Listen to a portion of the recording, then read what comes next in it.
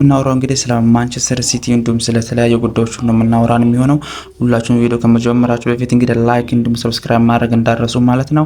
የማንቸስተር ሲቲ ደጋፊዎች እንግዲህ ኮመንት ላይ የፈለጋችሁትን መጻፍ እንደምትችሉ እንገልጽላችሁ እንወዳለን። ማንቸስተር ሲቲ ለምንድን ነው በአርሰናል 3-0 መሸነፍ ተሸንፏል ማለት ነው። ከዛ በኋላ እንግዲህ ማንቸስተር ሲቲ ምንድን ማስተካከል ያለበት ወይም ደግሞ ብዙዎቹ እነ ቢቢሲ ወይም ደግሞ ፋቢዞ ሮማኒ ይዞት የወጡትን ዘገባዎችን የምንመለከት ነው የሚሆነው ማለት ነው። አብዛኞቹ ሲቲ ላይ እንግዲህ ምንድነው የሚጎልባቸው ክፍተታቸውን የሚለውን እንግዲህ በዚህ ቪዲዮ በዝርዝር የምናወራበት ነው የሚሆነው ማለት ነው። እናንተም ኮመንት ላይ እንግዲህ አስተያየታችሁን እንድትጽፉልን እንዲሁም ደግሞ ቪዲዮንም ላይክ አድርጉ ማለት ነው። አንደኛው እንግዲህ ሲቲ በጣም የተቸገረ ያለው በመሀል ሜዳው ክፍተት እንደሆነ ብዙዎቹ ያምናሉ። ለዚህም እንግዲህ ሮዲ በ65 ሚሊዮን ባርሳን ተቀላቅሏል ማለት ነው። ሲቀላቀል እንግዲህ እስከ 2030 የሚያቆየውን ውል እንደፈረመ ታውቋል ማለት ነው። ለዚህም እንግዲህ ሲቲ በጣም በብዙ ተጫዋቾች እየተቸገረ እንደሚገኝ ብዙዎች ያምናሉ። ከነሱም መካከሎች እንግዲህ ባለፈው በአርሰናል ጋር ባደረጉ ጨዋታዎች ሲቲ ምን ያክል እየተቸገረ እንደሆነ በመሀል ሜዳው እንግዲህ ምን ያክል እየተቸገረ እንደሆነ በአርሰናሉ ጨዋታ እንደተመለከትነው ነው ማለት ነው።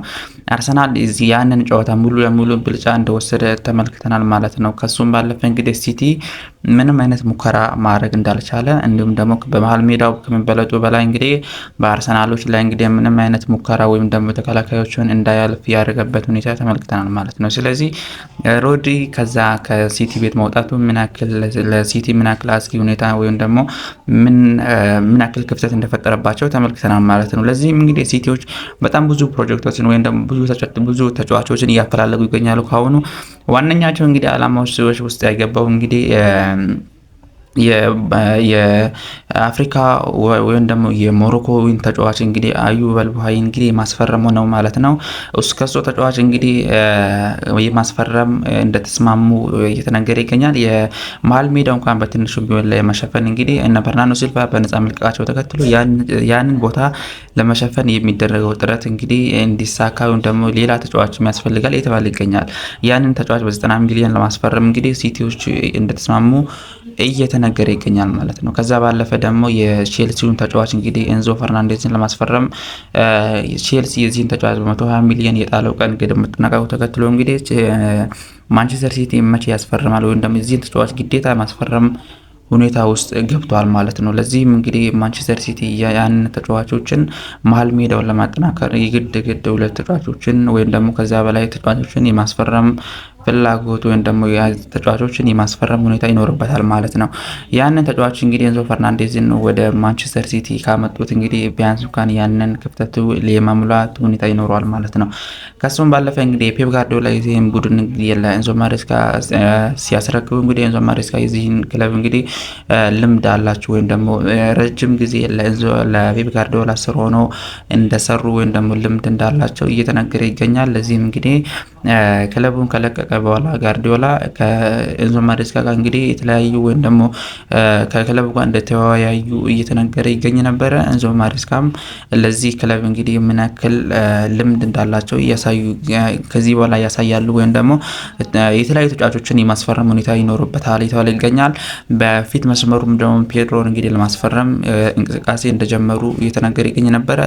ከአርሰናሉ ጨዋታ በኋላ ፔድሮን የማስፈረም እንቅስቃሴ እንደጀመሩ ከቼልሲ የማስፈረም እንቅስቃሴ ጀምሮ የተባለ ይገኝ ነበር ማለት ነው። ይሄ ዋነኛው ዓላማቸው ወይም ደግሞ ከዛ መስመር እንግዲህ ከዶጉ ጋር የማጣመር በዛ መስመር ዶጉም ስላለ ማለት ነው። ይህን ደግሞ የምንመለከተው አርሰናልን ይሆናል ማለት ነው። አርሰናል አምና ሻምፒዮን ከሆነ በኋላ ውድድሩን እንግዲህ በድል ለመጀመር ቼልሲ ማንቸስተርን አሸንፎ 3-0 እንግሊዝ ኮሚኒቲን እንግዲህ ዋንጫን አሸንፏል ማለት ነው። ለዚህም እንግዲህ አርሰናል ምን ያክል እየተጠናከረ እንደሆነ አይተናል ማለት ነው። አርሰናል በአንድ ክፍተት ብቻ ሲኖርበት እሱም እንግዲህ ሳሊባ ወይም ደግሞ በዛ ተጫዋች ኮንሶል ለማምጣት እንግዲህ ጥረት እያደረገ እንደሆነ እየተነገረ ይገኛል። ገብርኤል ማርቲኔሊ ከዛ ቡድን እንደሚለቅ ወደ ጋላታሳሪ የቀረበለትን ጥያቄ ውድቅ አድርጓል የተባለ ይገኛል።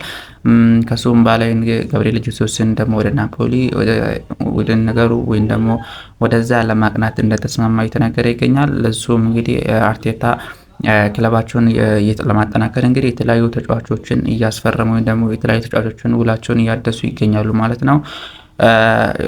በዚህ ዘንድሮ እንግዲህ በጣም ጠንካራ ክለብ ወይም ደግሞ ተፎካካሪ ለመሆን እያደረጉ የሚገኙ ጥረቶች በጣም አርሰናል ከፊት ሆኖ ይጠቀሳል ማለት ነው። አርሰናል በዚህ ውድድር ዘመን እንግዲህ ማንቸስተር ሲቲን 3-0 በሆነ ሰፊ ውጤት አሸንፏል ማለት ነው። በሚቀጥለው እንግዲህ ጊዜያት እንግዲህ ከክረምቱ እንግዲህ የተጫዋቾች ዝውውር ገበያ ሊዘጋ 2 ሳምንት ብቻ ይቀሩታል። ለዚህም እንግዲህ አርሰናል ተጫዋቾችን ወይም ደግሞ ምን ያሳየናል የሚለው እንግሊዝ ፕሪሚየር ሊግ ሊጀመር ትንሽ ጊዜያት ስለሚቀሩት ማለት ነው ምን ያሳዩናል የሚለው ይጠበቃል ማለት ነው። ማንቸስተር ሲቲ እንግዲህ ከዚህ በኋላ በኤንዞ ማሬስካ እየተመራ እንደ ሃላንድ እና ዶኩም እና ሼርኪን ይዞ ምን ያሳየናል የሚለው ይጠበቃል ማለት ነው። ገና አዳዲስ ተጫዋቾችን እንደሚያስፈርም እየተነገረ ይገኛል ማለት ነው። ከነሱ መካከልም እንግዲህ የሞሮኮ ተጫዋች መካከል አንዱ ሆኖ ይጠቀሳሉ ማለት ነው። ብዙ ተጫዋቾችን የለቀቁበትን ክለብ ሆኗል በዚህ ዘመን ማለት ነው። በነፃ ዝውውር የለቀቁበት ተጫዋቾችም ወደ ኤሲ ሚላን የሚሄደ ከዛ ወደ ሪያል ማድሪድ የሚሄዱ ተጫዋቾችም እንዳሉበት የምናነሳበት ነው ማለት ነው። በሳም ደግሞ የምንመለከተው የእንግሊዛዊ ተጫዋች ሃሪ ኬንን ይሆናል ማለት ነው። ይህ ተጫዋች በጀርመን ቡንደስሊጋ እንግዲህ በባየር ሙኒክ ቤት ያለው ውል ለማደስ ንግግር እንደጀመረ እየተነገረ ይገኛል። ከዓለም ዋንጫው ጨዋታ በኋላ እንግዲህ ቀጥታ አሁን ስራ የሚሆነው ከክለዊ ጋር ያለኝ ውልን ለማደስ ነው ሲል ተናግሯል። ሳውዲ ፕሮ ሊግ የዚህን ተጫዋች ለማስፈረም እንቅስቃሴ ጀምሯል እየተባለ ይገኛል። እሱ እንግዲህ ወደ ባየር ሙኒክ ውሉን ለማደስ ፈቃደኛ እንደሆነ እየተነገረ ይገኛል። በቡንደስሊጋ ብቻ 36 ግቦችን ማስቆጠር የቻለ ተጫዋች ሆኗል። ከዛም ባለፈ ደግሞ የአውሮፓ ምርጥ ተጫዋች ሆኖ እንግዲህ ምርጥ ከፍተኛ ግብ አስቆጣሪ በመሆን እንግዲህ የወርቅ ጫማ ተሸላሚ ይሆናል ማለት ነው። በጣም ከፍተኛ ግቦችን በ73 ግቦችን ማስቆጠር የቻለ የላሊጋውን ክብርን የያዘ ሆኗል ማለት ነው።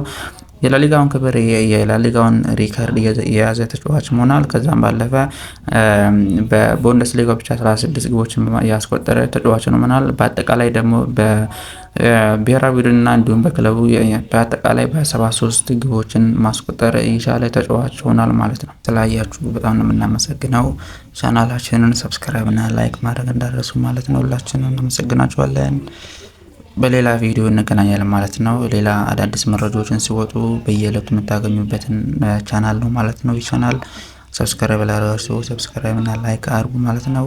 በየዕለቱ እንዲሁም በየቀኑ የሚወጡ መረጃዎችን የምንለቅላችሁ ቻናል ነው ማለት ነው። ስፖርታዊ ዜናዎችን በዚህ ቻናል ማግኘት ትችላላችሁ ማለት ነው። ምስል ነበረ። በሌላ ቪዲዮ ደግሞ ከዚህ የተሻለ ቪዲዮ እንገናኛለን ብለን እናስባለን ማለት ነው። እስከ መጨረሻው ስላያችሁን እያመሰገነን እናመሰግናለን።